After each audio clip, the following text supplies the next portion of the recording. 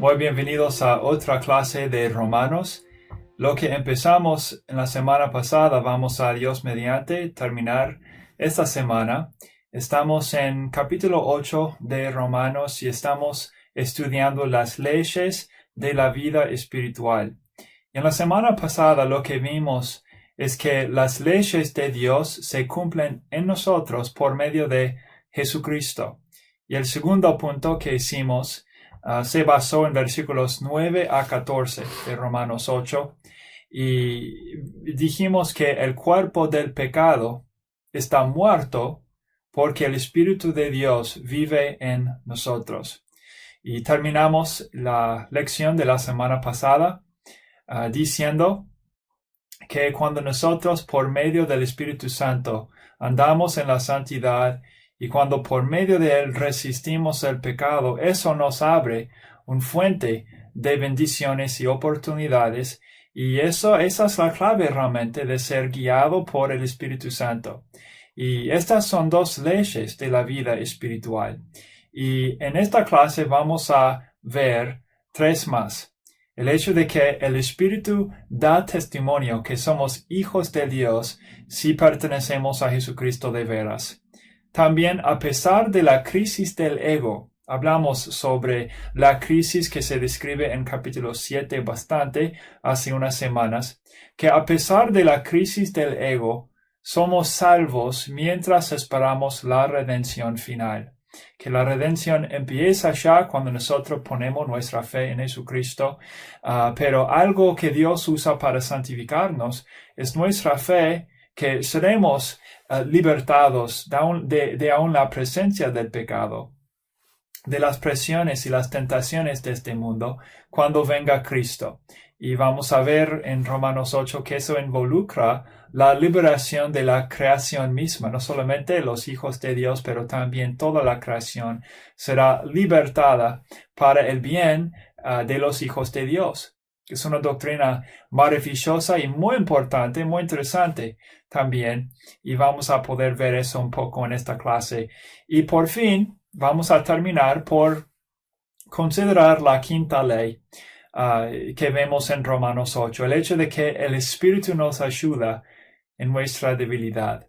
Entonces vamos a orar mientras empezamos para que la clase no sea provechosa. Vamos a orar. Padre Celestial, te pedimos que tú nos enseñes por medio de tu palabra para que la voluntad de Jesucristo se cumpla en nosotros mientras andamos conforme a la nueva ley, la ley de la libertad que está en nuestro Señor Jesucristo. Ayúdanos a entender, guíanos en esta materia para que nos bendiga, para que sea como luz para nuestro caminar. Y esto lo pedimos en el nombre de Cristo. Amén. Entonces, hermanos, vamos a considerar cómo es que el Espíritu da testimonio que somos hijos de Dios. Vamos a leer en Romanos 8, versículos 15 a 17. Dicen, pues no habéis recibido el espíritu de esclavitud para estar otra vez en temor, sino que habéis recibido el espíritu de adopción por el cual clamamos, Abba, Padre. El Espíritu mismo da testimonio a nuestro espíritu que somos hijos de Dios, y si hijos, también herederos, herederos de Dios y coherederos con Cristo, si es que padecemos juntamente con Él, para que juntamente con Él seamos glorificados. Entonces, el hacer morir las obras de la carne es lo que hizo Cristo y es lo que hacen los que le pertenecen. El hacer morir las obras de la carne. Y eso da a entender que somos hijos de Dios. Y muchos de nosotros hemos estado años en la iglesia, ¿verdad? Y no hemos podido experimentar nosotros mismos nomás las varias tentaciones que pueden existir en nuestras vidas, pero vemos también en los demás, los que vienen, los que se van de la iglesia. Y me imagino que muchos podemos dar testimonio humildemente que Hay algunos que practican el pecado, mientras confiadamente dicen ser cristianos. Capaz ustedes hayan conocido a personas así. Yo también. Y a veces cuando he tratado de ayudar a tales personas, tristemente buscan justificarse en su pecado, pero no corresponde a la evidencia bíblica de, alguien que pertenece a Jesús va a ser convencido de su pecado y no va a persistir en su pecado. Pero algunos persisten y confiadamente dicen ser cristianos.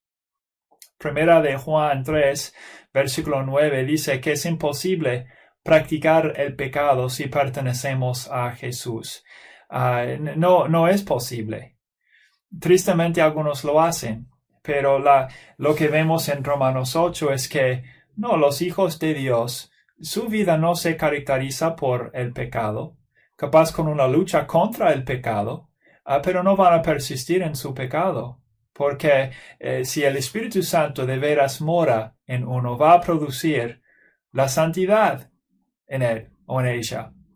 Y puede ser, porque también hay cristianos que a veces dudan de su salvación.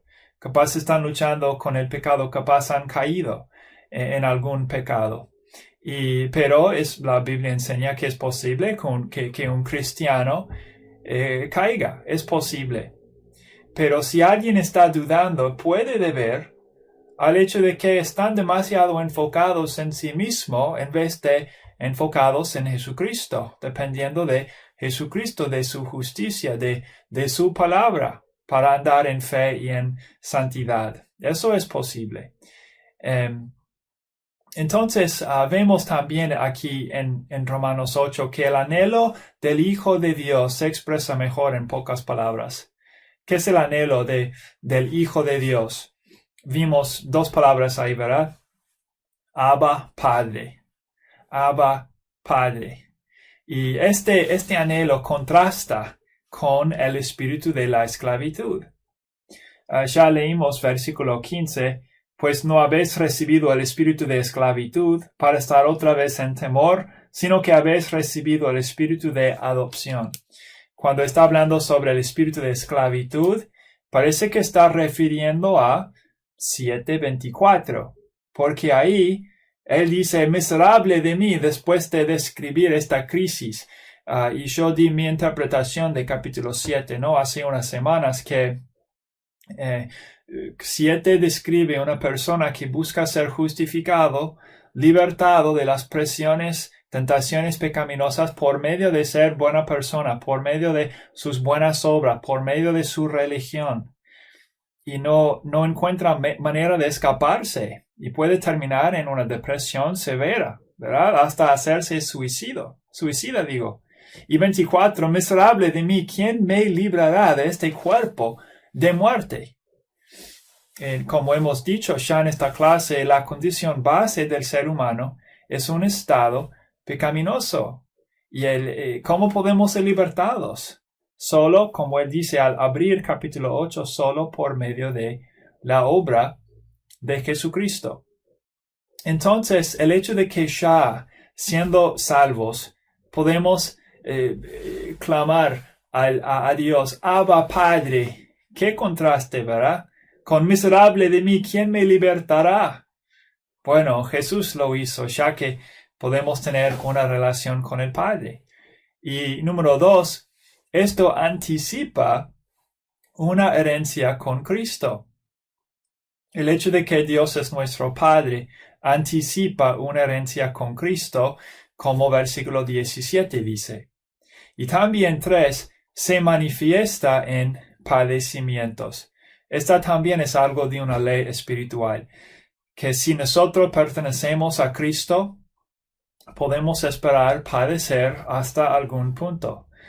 No todos vamos a ser martirizados, obviamente, y no es que debamos buscar sufrir simplemente por ser cristianos, tomar el camino más difícil simplemente porque es difícil.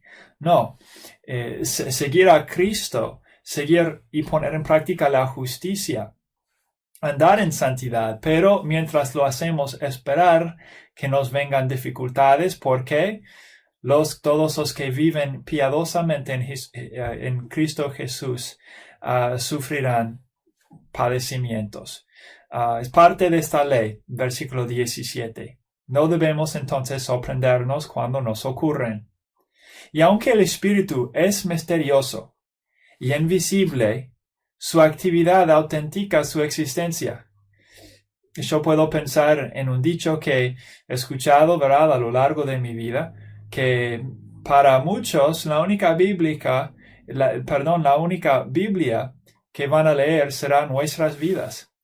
Entonces, es el Espíritu Santo que obra en nosotros la santidad, que es una obra sobrenatural, que da evidencia de que el Espíritu Santo realmente vive y Dios existe en nosotros, mora en nosotros. Entonces, el Espíritu da testimonio que somos hijos de Dios. Hay momentos cuando podemos dudar, pero en esos momentos es el Espíritu Santo que nos consuela y nos recuerda que, gracias a Dios, no es nuestra propia justicia que nos salve, es la de Jesucristo. Que el Espíritu Santo nos recuerda, nos consuela con ese hecho. Y por medio de él tenemos una relación Abba Padre con Dios. Y 10.4, otra ley espiritual, es que a pesar de la crisis del ego, somos salvos mientras esperamos la redención final. Vamos a leer versículos 18 a 25. Dicen, pues tengo por cierto que las aflicciones del tiempo presente no son comparables con la gloria venidera que en nosotros ha de manifestarse. Porque el anhelo ardiente de la creación es el aguardar la manifestación de los hijos de Dios. Porque la creación fue sujetada a vanidad, no por su propia voluntad, sino por causa del que la sujetó en esperanza. Porque también la creación misma será libertada de la esclavitud de corrupción a la libertad gloriosa de los hijos de Dios. Porque sabemos que toda la creación gime a una y aún está con dolores de parto hasta ahora. Y no solo ella, sino que también nosotros mismos, que tenemos las primicias del Espíritu. Nosotros también gemimos dentro de nosotros mismos, esperando la adopción, la redención de nuestro cuerpo. Perdón. Y 2 versículos más. 24. Porque en esperanza fuimos salvos. Pero la esperanza que se ve no es esperanza. Porque lo que alguno ve, ¿a qué esperarlo? Pero si esperamos lo que no vemos, con paciencia lo aguardamos. A pesar de la crisis del ego, somos salvos mientras esperamos la redención final. Y podemos preguntarnos, ¿qué es la naturaleza de las aflicciones del tiempo presente? ¿Cómo les parece a ustedes cuando él habla sobre las aflicciones del tiempo presente? ¿De qué cosa está hablando? Y bueno, hay 2 maneras, ¿verdad?, de ver el significado de esta expresión. Ya en capítulo 7 nos viene expresándonos los dolores y las frustraciones de la esclavitud a la naturaleza pecaminosa.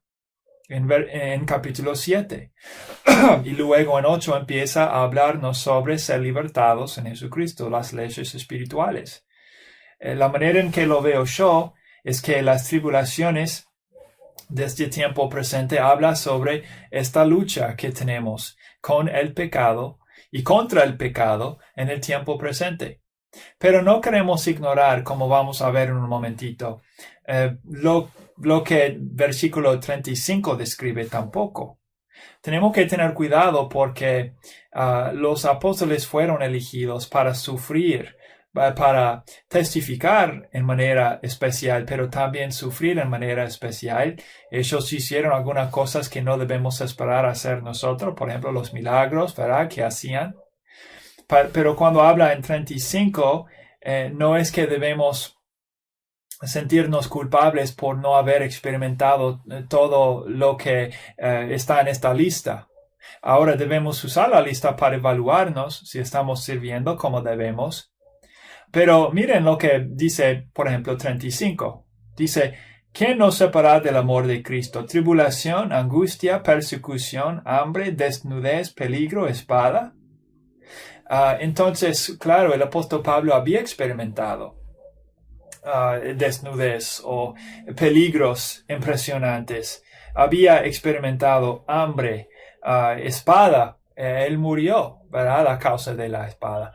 Pero aquí, por lo menos en estos tiempos, tenemos libertad religiosa y no debemos sentirnos avergonzados o culpables porque nadie quiere quitarnos la vida. Pero claro, debemos usarlo para evaluarnos si estamos sirviendo como debemos y si corriéramos el riesgo de perder la vida, ¿verdad? Por medio de la espada, ¿estaríamos dispuestos a servir a Cristo tal como los apóstoles? Bueno, es una buena pregunta. Pero de nuevo, cuando en estos versículos habla sobre las aflicciones del tiempo presente, ¿de qué cosa está hablando? ¿Ok?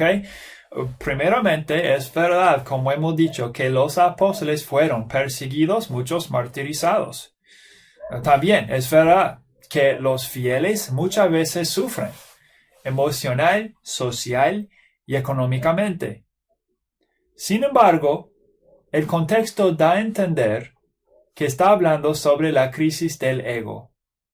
Por lo menos esa es mi interpretación, mi entender. La crisis del ego. ¿Y por qué? Bueno, el primer punto es porque capítulo 8, todo el capítulo, contrasta con y da la respuesta al capítulo 7. Entonces, vemos estos capítulos como en sucesión y el contexto nos lo da a entender. Y también, el luchar con el pecado caracteriza el cristianismo en cada época. Luchar contra el pecado caracteriza los tiempos de los apóstoles. Caracteriza la iglesia en la Edad Media. Caracteriza la iglesia y los fieles, ¿verdad? Su lucha durante la Reforma y después. Y caracteriza la experiencia de los fieles en el siglo XXI, la lucha contra el pecado. Y también a veces la lucha con la idea de que tenemos que esforzarnos. Es verdad, tenemos que esforzarnos, ¿verdad? Para ser santos. Pero el buscar justificarnos por medio de buenas obras también crea muchos problemas espirituales en nuestra vida que se describen en capítulo 7. Entonces, es otra razón. El tercer punto es que tiene que ver con la vanidad a la cual la creación fue sujetada. En versículo 20 dice, la creación fue sujetada a vanidad, no por su propia voluntad, sino por causa del que la sujetó en esperanza. Ahora, esta es una referencia a lo que pasó en Génesis, capítulo 3, voy a ir allá, 3:15. ¿Ustedes recuerdan la promesa ahí? Y Dios le dijo a la serpiente, y pondré enemistad entre ti y la mujer, y entre tu simiente y la simiente suya. Esta te herirá en la cabeza y tú le herirás en el calcañar. Y luego, claro, vemos la vanidad a la cual la creación fue sujeta. La mujer con nuevos dolores. Ya con la pareja habrá problemas en su relación. Y él se enseñoreará de ti. Y entonces iba a haber algo de una lucha entre quien tiene la autoridad en el matrimonio. Y al hombre dijo, por cuanto obedeciste la voz de tu mujer, no comerás de él, maldita será la tierra, por tu causa con dolor comerás de ella todos los días de tu vida, espinos y cardos te producirá, con el sudor de tu rostro comerás el pan hasta que vuelvas a la tierra. En otras palabras, ya la creación fue sujetada a la vanidad y esta es la lucha. De no ser controlados por esta vanidad, desanimados por esta vanidad, vivir para las cosas vanas de este mundo y ser vencidos luego por la depresión que puede resultar de simplemente vivir sin esperanza en Dios, sin esperanza en las promesas bíblicas. Todo esto es parte de la aflicción del tiempo presente, esta lucha contra el pecado. Lucha contra las consecuencias del pecado también. Y obviamente todos participamos, ¿verdad?, en estas consecuencias. Pero nosotros, quienes tenemos el Espíritu Santo, ya somos redimidos. Pero en el mismo sentido estamos esperando ser redimidos. Estamos esperando la redención final, la redención de la creación misma y la redención de nuestros cuerpos, cuando seremos glorificados. Por eso no podemos descansar por completo. Por ahora solo lo hacemos en esperanza. Y ese es el punto ahí, ¿verdad? No solo ella, sino que también nosotros que tenemos las primicias del Espíritu, gemimos dentro de nosotros mismos esperando la adopción, la redención de nuestro cuerpo. No nos contentamos con cómo es esta vida. Y a veces nos cansamos por las luchas que tenemos que realizar en esta vida. Pero hacemos todo esto con fuerzas renovadas a causa de la redención que estamos esperando, a causa de la obra de Jesucristo en la cruz y a causa de el Espíritu Santo quien mora en nosotros y nos da esta seguridad. Entonces, bueno, podemos comentar así sobre las aflicciones, ¿verdad?, del tiempo presente. Y B, Dios sujetó la creación a vanidad en esperanza. Vamos a pensar un poco más en esta palabra, la esperanza. Los ciclos de la vida a causa del pecado y a causa de la maldición resultan vacías. Este es el punto en Eclesiastés. En Eclesiastés 1:14, Salomón dijo, el sabio tiene sus ojos en su cabeza, mas el necio anda en tinieblas. Pero también entendí yo que un mismo suceso acontecerá al uno como al otro. El Eclesiastés es un libro interesante, pero algo que lo hace muy bien demuestra la naturaleza vana en los ciclos de la vida que caracterizan esta vida. Y también la manera torcida a veces en cómo el mundo se lleva. Por eso es como, ¿qué es el propósito de todo esto? A menos que Dios intervenga, que hizo en la persona de Jesucristo, ¿verdad? Todo es un sinsentido. Todo lo acontecido vino con la promesa de un descendiente real. Ese versículo que leímos en Génesis 3. Bueno, habrá un descendiente de la mujer, quien vendrá y vencerá a la serpiente hasta la muerte misma, el pecado mismo. Estamos tratando de la promesa, la primera promesa sobre la venida de Jesucristo. Iba a haber un descendiente real que iba a poner en revés, digamos, la maldición. Y esta construcción en esperanza, es la misma expresión que se usa para describir la fe de Abraham, quien, si van a acordarse de una lección anterior, la fe de Abraham era especial porque puso su fe en Dios con una esperanza contra esperanza. La esperanza era en la palabra de Dios, la promesa de Dios, pero era contra esperanza porque era imposible que tuviera un hijo. Era imposible. Ya el hombre, ¿verdad?, con prácticamente 100 años, los viejos así no tienen hijos.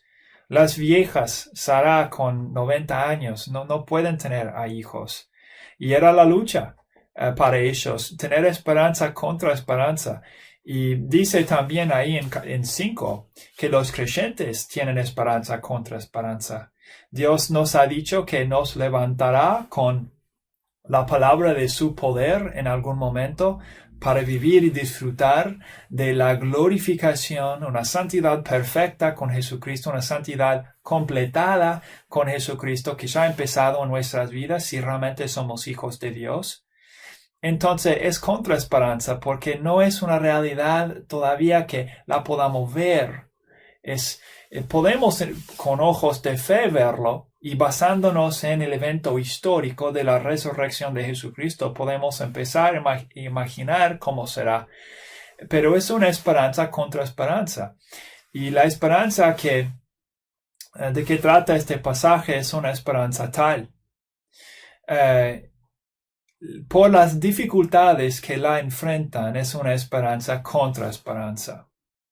Y una de las virtudes más importantes en la vida cristiana sería, la paciencia. La paciencia. Porque aquí nos encontramos con la presencia de Dios por medio de su Espíritu Santo. Nos ha dado su palabra que nos instruye, que nos corrige, que nos anima. Pero estamos luchando todos los días. Y cuanto más demore Jesucristo, entonces la lucha puede intensificarse también. El engaño del pecado puede hacerse aún más engañoso. Pero, ¿qué es tan esencial en la vida de un creyente? Que tengamos paciencia, que Dios va a cumplir con sus promesas. Ojalá que lo haga aún durante nuestras vidas, que Cristo venga, que seamos la generación final. Amén. Yo espero que sea así. Y yo digo con el temor de Dios, Padre, prepárame si es así, porque yo no quiero que Cristo venga y yo quede sorprendido, no preparado, porque será un día de gran justicia, de gran alegría, pero la justicia revelada queremos prepararnos, hermanos, para ese día. Pero ojalá que vengan en nuestros tiempos. Pero si Él demora y nosotros, ¿verdad?, morimos primero, no queremos perder la paciencia, porque es capaz la virtud más importante en la vida cristiana. Es la esperanza y la paciencia. Claro, Dios sujetó la creación a vanidad, pero en esperanza. Cristo vino, la primera vez Cristo vendrá, la segunda vez, y no queremos olvidarnos de este hecho. Y sé la naturaleza de la redención final. Es interesante, cuando pensamos en la redención final, a veces pensamos en la glorificación del cuerpo del creyente, que seremos cambiados tal como Jesús es cambiado y glorificado. Amén. Pero involucra más que simplemente la glorificación, ¿verdad?, del cuerpo de los creyentes. Involucra la renovación de la creación misma. La creación misma será renovada y redimida. Versículo 21. Porque también la creación misma será libertada de la esclavitud de corrupción a la libertad gloriosa de los hijos de Dios. Capaz la mejor ilustración que podemos usar es tal como fueron las cosas en el huerto de Edén, también serán cuando venga Cristo. Capaz aún mejor, porque en ese entonces era un asunto de tiempo nomás hasta que viniera la caída. Pero ya con la restauración de todas las cosas, aún más hermoso me parece. Pero la creación misma será libertada. La creación misma servirá para el bien de los hijos de Dios. Y esto también anticipa, ¿verdad? Mejor dicho, que algunas descripciones en el Antiguo Testamento anticiparon la liberación de la creación misma. Por ejemplo, yo voy a Eclesiastés 10 y leo versículo 7. Vi siervos a caballo y príncipes que andaban como siervos sobre la tierra. Debe ser así, que los que son por su naturaleza justa o real, podemos decir, que andan como siervos en la tierra. Y los siervos andan como príncipes, los que están liderando son los que deben estar sirviendo.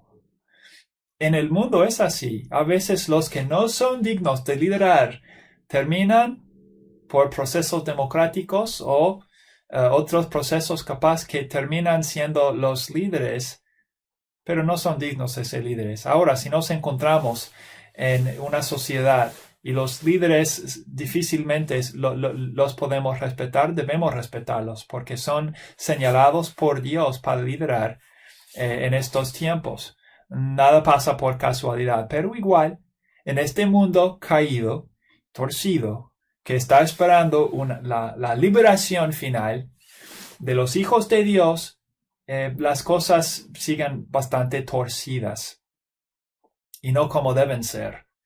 Entonces, la creación misma en ese día servirá para el bien de los hijos de Dios y por la primera vez, capaz excluyendo como era en el huerto de Edén, las cosas serán como deben ser. Y Dios entonces recibirá su gloria merecida. Y también los hijos de Dios, no su gloria capaz, pero su lugar merecido. Y será la confirmación y la finalización de la libertad de los hijos de Dios. La naturaleza de la redención final se apropia por medio de la fe, por medio de la esperanza. Y se guarda por medio de la paciencia. Entonces, a pesar de la crisis del ego, somos salvos mientras esperamos la redención final. Y por fin, hermanos, el último punto, la última ley espiritual que vemos en capítulo 8, es el hecho de que el Espíritu nos ayuda en nuestra debilidad. Vamos a leer versículos 26 a 27. Y de igual manera el Espíritu nos ayuda en nuestra debilidad, pues ¿qué hemos de pedir como conviene? No lo sabemos. Pero el Espíritu mismo intercede por nosotros con gemidos indecibles. Mas el que escudriña los corazones sabe cuál es la intención del Espíritu, porque conforme a la voluntad de Dios intercede por los santos. Entonces el Espíritu nos ayuda en nuestra debilidad. La mejor y única manera de tratar con la debilidad humana es por medio de la oración y la dependencia. Somos necios si nosotros pensamos que podemos enfrentar las dificultades y las tentaciones, las tribulaciones de este mundo sin orar y sin depender de Dios. Somos necios porque caeremos en pecado y termina en vergüenza. No somos suficientes para resistir el pecado. Tenemos que depender de Dios, confiar en ese ministerio del Espíritu Santo dentro de nosotros. Él nos ayuda en nuestra debilidad. Precisamos ayuda porque no sabemos muchas veces qué es que necesitamos. Somos cortos de visión muchas veces. No entendemos lo que está pasando en términos más profundos en cuanto a la vida. Pero Dios sí, Dios sabe lo que está obrando y para qué, por qué, y muchas veces nosotros no sabemos. Por eso tenemos que depender. Y conforme a la voluntad de Dios, intercede por los santos. La relación entre el creyente, el Espíritu Santo y Dios refuerza la relación Abba Padre y sigue aclarando al creyente la voluntad de Dios.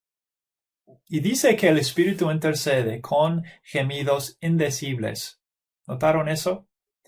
Cuando pensamos, hermanos, de algunos que pueden ser hermanos y ellos creen en hablar en lenguas, ¿no? Y ahora muchas veces cuando pasa en sus cultos no hay traductor, nadie sabe lo que se está diciendo y aunque no entendamos por completo cómo fue practicado el hablar en lenguas en el primer siglo, sabemos que era como señal para que los judíos creyesen que la iglesia realmente fuera de Dios. Era una señal y ya que la iglesia sea queda confirmada, no es necesario seguir con las señales. Pero aun cuando pasó en el primer siglo, hubo traductor y no se debía practicar sin traductor. Y entonces, hermano, mucho cuidado con esta idea de que hay que dar una voz a lo que es invisible. No es por casualidad que en este pasaje dice que el lenguaje del Espíritu Santo es indecible. No es bueno tratar de dar voz a lo que es indecible. ¿Por qué buscar dar una voz a eso? Para pensar. Dios nos escucha a nosotros y también Él escucha el Espíritu Santo dentro de nosotros. Hermano, es bueno y es correcto buscar dar expresión a lo que estamos experimentando, sufriendo, anhelando, deseando, cuando oramos por nosotros mismos, cuando oramos por los demás. Así nosotros y los demás son edificados, porque las palabras se pueden entender, ¿verdad? Y debemos buscar dar una voz a las expresiones de nuestro corazón cuando oramos. Pero también hay ciertas realidades que no vamos a poder darles expresión o expresarlas, porque son demasiado profundas o capaz una experiencia es demasiado dolorosa y no sabemos qué decir. El Espíritu Santo sí. Pero Él ora por nosotros y mientras Dios nos escucha el Espíritu Santo también.